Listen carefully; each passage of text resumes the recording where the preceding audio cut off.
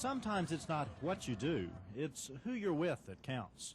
We caught up with Jane Sexton and Kent Trapnell playing Goonie golf, but they'd be just as happy at dinner or a movie or just sitting at home watching TV. They've only known each other about 3 months, but things are already pretty serious. Oh, one more thing. They met through a dating service. I'm almost 28. I want to meet somebody. I'm interested in a serious relationship. Where do you go to meet somebody? You can't go to a bar.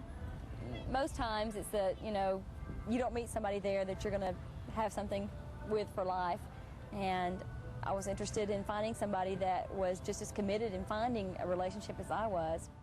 What we're going to do is find out more about you and what you're looking for in a guy, and we'll go from there, okay? Okay.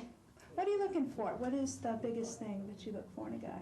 Somebody close to my age, not somebody a little older or younger, and preferably a guy with an education, somebody in college that likes sports.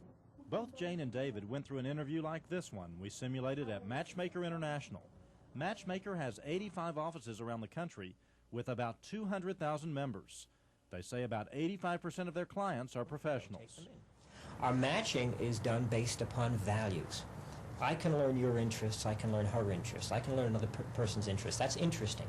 But if my values are different than another person, that's going to break a relationship or make it.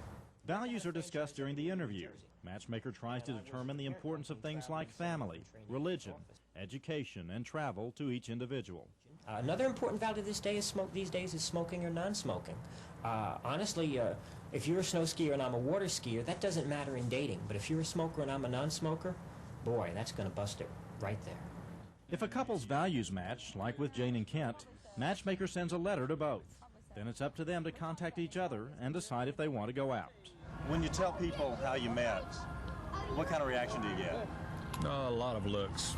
Sometimes, you really did that, has been the general reaction for me.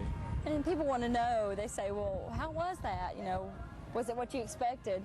But it was. It's because you cut through all that preliminary stuff of not knowing what they do for a living, what their interests are. You already know what their interests are and what they do for a living and how, they're college educated.